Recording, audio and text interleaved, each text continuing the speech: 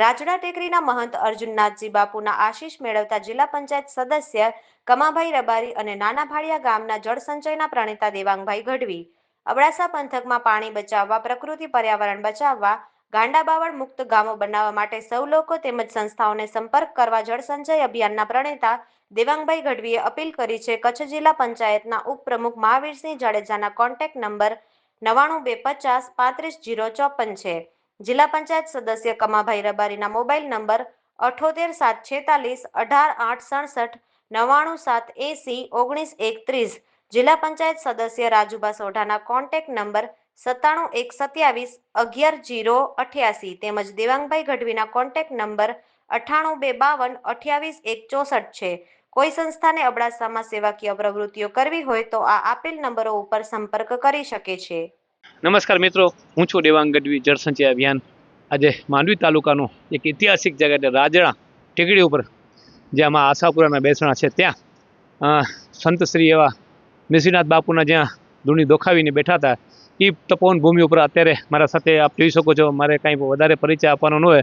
સંત શ્રી નાથજી બાપુના આંગણે આવ્યા છે. મારા સાથે જિલ્લા પંચાયતના સદસ્ય એવા મોથારાના કમાભાઈ રબારી. આજે ખાસ કરીને બાપુને એવી અમે વિનંતી કરી કે બાપુ આજે તમારા અમને આશીર્વાદ લેવા છે, કેમ કે સંતો આ દેશ છે ને સંતોનો દેશ છે, સાધુ સંતોનો દેશ છે. આપણે કાંઈ પણ સારા કામ કરવા હોય ને તો સંતોના આશીર્વાદ લેવા માટે આપણે જવું પડે. ભલે હું ઘણા ગામોમાં ફરું છું, ઘણી બધી સંસ્થાઓ સાથે, સરકારો સાથે ઘણા બધા કામ જળસંચયના આપણે કરી રહ્યા છીએ, પણ મિત્રો જ્યારે સંતોના આશીર્વાદ ન હોય ને તો આપણું કાર્ય છે ને અધૂરો લેખાય. એટલે આપણે સમગ્ર સનાતનની અંદર ને આપણી આ દેશની, ભારત દેશની એવી સંસ્કૃતિ છે, સંતોને ભેગા રાખીને આપણે કામ કરીએ એમાં સફળતા સંતોના આશીર્વાદ અને એમનો જે તપ છે, તપના આધારે આજે જે દેશની અંદર જે કાર્ય સરકાર કરી રહી છે એ પણ સાધુ સંતોના મહાપુરુષના આશીર્વાદથી. મિત્રો, મારા સાથે જિલ્લા પંચાયતના સદસ્ય હમણાં જ ચૂંટણી થઈ, હમણાં જિલ્લા પંચાયતની, એમાં ખાસ કરીને મોથારા સીટના કમાભાઈ રબારી ત્યાંના ચૂંટેલા પ્રતિનિધિ છે મારા સાથે. મિત્રો, અત્યારે અબડાસા, લખપતની અંદર અને નખત્રાણની અંદર જ્યારે ધારાસભ્ય શ્રી લોકલાડીલા એવા પદુમનસિંહ જાડેજા બાપુ પણ સારા કાર્ય અબડાસા વિસ્તારમાં કામ કરી રહ્યા છે, ત્યારે મારે ઘણા બધા જૂના મિત્ર છે. આમ તો કમાભાઈ મને કે આમ તો ખારુઆ મારા લગભગ છેલ્લા 8-10 વર્ષ થઈ ગયા ખારુઆ ગામમાં જવાનું થાય અને જૂના મિત્ર પણ છે કે મને કે અત્યારે હું ચૂંટાણો છું, મારી ફરજમાં આવે છે કે જળ સંચયનો કામ માટે તો મારે કામ કરવું છે. તો હું કાલે રાજડા ટીકરી નાથજી બાપુ કોને આવું છું, તમે પણ ત્યાં આવો. તો આજે ખાસ કરીને રાજડા ટીકરી આવ્યા અને આમ તો મારી શરૂઆત છે ને કામની, અમારે ગૌચરમાંથી ગાંડા બાવર કાઢવું એટલે આ કમાભાઈના ગામ એટલે ખારુઆ ગામમાં મહેન્દ્રભાઈ શેઠ આપણા અને એમના દીકરા વિશાલભાઈ ગડા દ્વારા જળસંચયનો જે સદભાવના વૃદ્ધાશ્રમને કચ્છમાં લઈ આવવાવાળા આ ખારુઆ ગામના આવા દાતા મહેન્દ્રભાઈ અને વિશાલભાઈ ગડા એમના દ્વારા જે અત્યારે આપ કચ્છની અંદર જોઈ રહ્યા છો, જ્યાં જ્યાં જાઓ છો ગ્રીન આપણે આપણા ટિંગલ જોઈ શકો છો, જે પિંજરા હોય છે એમાં ઝાડ હોય છે, સદભાવનો વૃદ્ધાશ્રમ, સાથે સાથે અમારી સમસ્યા મહાજનનો પણ કામ એ ગામમાં ખૂબ એમના પોતાના ગામમાં જળ સંગ્રહના બહુ મોટા કામ થયા છે. ત્યારે કમાભાઈનો એટલું કહેવું હતું કે મારે મારા જિલ્લા પંચાયતની અંદર 63 ગામ મિત્રો આવે છે. કચ્છની લગભગ મોટામાં મોટી જિલ્લા પંચાયત એટલે કમાભાઈ આપણે મોથારા જિલ્લા પંચાયત 63 ગામ આવે છે. ગામની અંદર એમાં 6 તાલુકા પંચાયતની સીટો પણ આવે છે ને કમાભાઈ. તો આપણે વધુમાં વધુ ખાલી અબડાસા કે મોથારાની સમગ્ર કચ્છ, સમગ્ર ગુજરાતની અંદર મિત્રો અત્યારે ઘણી બધી ચૂંટણી થઈ, ઘણા બધા મારા મિત્રો ઘણા બધા વિસ્તારમાં ચૂંટેલા, બધા હું તો બધાનો મિત્ર છું, કોઈ એવો નથી કે હું પાર્ટીનો માણસ છું. પણ સૌથી પહેલાં મને કોઈ ફોન આવ્યો કે મારા વિસ્તારમાં દેવાંગભાઈ કે કામ કરવા છે જળ સંચયના, એવા પહેલાં જિલ્લા પંચાયતના સદસ્ય એવા કમાભાઈ અને પદુમનસિંહ સાથે પણ છેલ્લા 10 વર્ષ થઈ ગયા અમે લોકો અબડાસાની અંદર હોય કે લખપતની અંદર હોય કે એ વિસ્તારની જે અબડાસા મત વિસ્તાર છે એમાં ખાસ કરીને પદુમનસિંહ જાડેજાનો પણ બહુ મોટો સહયોગ, કેમ કે અમે જઈએ ને તો એમાં ધારાસભ્ય અમારા સાથે હોય તો કામ કરી શકીએ. દરેક વિસ્તારમાં અમારે માંડવી તાલુકામાં આપણા અનુરુદ્ધભાઈ દવે પણ ઘણું બધું સાથ સહકાર આપે છે અમને. મિત્રો, અત્યારે એવું કોઈ કાળઝાળ ગરમી, અત્યારે બાપુ સાથે અમારી વાત થઈ કે આ વખતે કે નવા જૂના જે ડેમોમાં તળાવમાં પાણી ભેગા થતા હતા એ પાણી સુકાઈ ગયા. નાના ડેમો જે સિંચાઈના ડેમો લગભગ ગાટા કચ્છની અંદર સુકાઈ ગયા છે. તો મિત્રો, બાપુએ બહુ સરસ વાત કરી મને કે જ્યાં એક કનેક્શન હતો ને, જે ગામમાં ઇલેક્ટ્રિક કનેક્શન 3 ફેઝ, ત્યાં આજે 10 થઈ ગયા. એટલે સિંચાઈ 10 ગણી વધી ગઈ. દિવસે સરકાર પણ કનેક્શન ખેડૂતોને આપે છે. તો આપણી ફરજ બને છે કે આપણે જળસંચયના જેટલા કામ વધુ થાય એટલા આપણે કરીએ. અને કમાભાઈ એટલે માલધારી માણસ છે અને પોતાને પણ પરિવાર કને 600-700 ગાયો છે.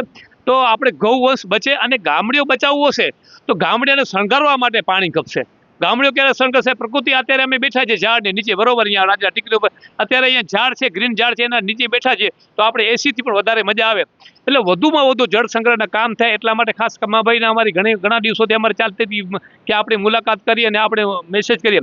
તો ખાસ કરીને અબડાસના પ્રમુખો છે, સંગઠનના પ્રમુખો છે, અને ખાસ મારા મિત્ર એવા જિલ્લા પંચાયતના ઉપપ્રમુખ એવા મહાવીરસિંહ જાડેજા, આરીખાણાવાળા બાપુ છે, એમના સાથે પણ વાતો થાય છે.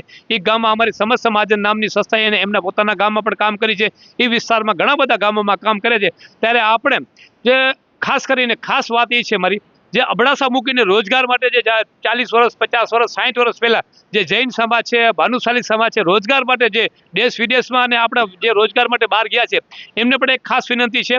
આપણે આ લિંકની અંદર કચ્છ ભૂમિ ન્યૂઝ ઉપર લિંકમાં છે ને નંબર મારા પણ મૂકશું અને કમાભાઈને પણ મૂકશું. જે ગામમાં અબડાસા સમગ્ર વિસ્તારની અંદર ક્યાં પણ તમારે કામ કરવું હોય તો અમારી સમસ્ત મહાજન નામની સંસ્થા છે, સાથે સંકલન કરી અને સરકારને ભેગો રાખી અબડાસાના ધારાસભ્ય શ્રી, તાલુકા પંચાયતના પ્રમુખ, તાલુકાના સંગઠનના પ્રમુખો બધાને ભેગા રાખી સયારા પ્રયાસ સાથે અબડાસાને આપણે નંદનવન બનાવવો છે. એના માટે ખાસ કરીને બાપુના આશીર્વાદ અમે લેવા માટે આવ્યા છીએ. તો ખાસ કરીને જે મેં કીધું ને, સૌથી મોટામાં મોટો યજ્ઞ બાપુ હમણાં બેઠા હતા ને ત્યારે બાપુ એ જ વાત કરી કે ગામડાને તમને ટકાવવું હશે તો પાણી ખપશે. મોટામાં મોટો કોઈ યજ્ઞ છે ને પૃથ્વી ઉપર, બાપુએ કીધું બહુ સરસ વાત કરી, પર્યાવરણની તમે ચિંતા કરો. ગૌવંશને બચાવવા માટે એને પણ આપણે બચાવવી પડશે, તો ગામડિયાને બચાવવા પડશે. ગામડિયાને ક્યારે બચશે? જ્યારે પાણી હશે, તળાવ હશે અને જેટલા જળાશયના જેટલા મોટા કામ થશે. એટલે કેમ કે હમણાં સરકાર બહુ સરસ કામ કરી રહી છે, કચ્છનો વિકાસ થઈ રહ્યો છે, ત્યારે વધુમાં વધુ આપણે જળ સંચયના કામ કરીએ. તળાવ જે રાજાશાહી વખતના તળાવ બનેલા છે એમાંથી પણ આપણે અંદર જે માટી ભરાઈ ગઈ છે, ખારી માટી ભરાઈ ગઈ છે, એ માટીને આપણે કાઢીએ અને નવા તળાવ બનાવીએ. જેટલા રાજાશાહી વખતના તળાવ છે એમાં બધામાં કામ કરવાની જરૂર છે.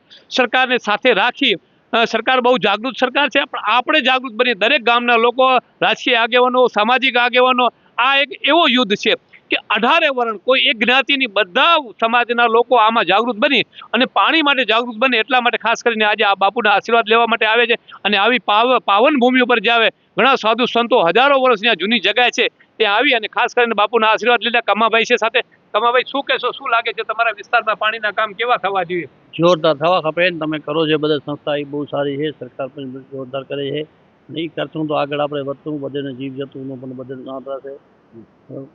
ઘણા બધા ગામો મિત્રો, મારો તો કચ્છ, ગુજરાત અને મહારાષ્ટ્ર, રાજસ્થાનમાં જવાનું અમારે સમસ્ત મહાજનના દ્વારા આરતી ગ્રુપ ચંદ્રકાંતભાઈ ગોગરીના સહયોગથી અમે બાલુભાઈ ભજનાનંદી બધા અમે લોકો આ બધા વિસ્તારમાં કામ શું કામ કરી રહ્યા છે કે હું કોઈ રાજકીય માણસ નથી, કોઈ એવો કોઈ સામાજિક આગેવાન પણ નથી, એક સારો નાગરિક બનવાનો ભારતનો પ્રયાસ કરી રહ્યો છું. મિત્રો, મારી બહુ મોટી જવાબદારી છે, દરેક લોકોની મોટી જવાબદારી છે.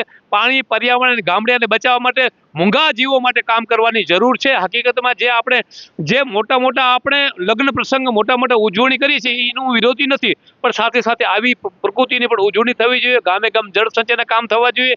ઘણા બધા લોકો જાગી ગયા છે. એમાં આજે કચ્છ મૂકીને જે બહાર ગયા છે, જૈન સમાજ પણ બહુ પૈસા આપી રહી છે કચ્છ માટે, પટેલ સમાજ છે, ભાનુશાલી સમાજ છે, આ બધા આર્થિક રીતે જેને આપણે કમાવી મહાજન કહીએ, જે મહાજનો છે પણ પોતાના કચ્છ માટે બહાર ધંધો રહેતા હોય, બહાર રહેતા હોય, પણ કચ્છમાં તો 2, 5, 10 દિવસ આવતા હોય પણ લાખો કરોડો રૂપિયાનું દાન કરી રહ્યા છે. મિત્રો, કચ્છના લોકલ જે ગામડામાં લોકો રહેતા હોય, રાજકીય આગેવાનો હોય, સરપંચ હોય, જનપ્રતિનિધિ, બધા આમાં સહયોગ કરે અને સરકારના સયારા પ્રયાસ સાથે આપણે જળ સંચયના કામ કરીએ. હું છું દેવાંગ ગઢવી, જળ સંચય અભિયાન.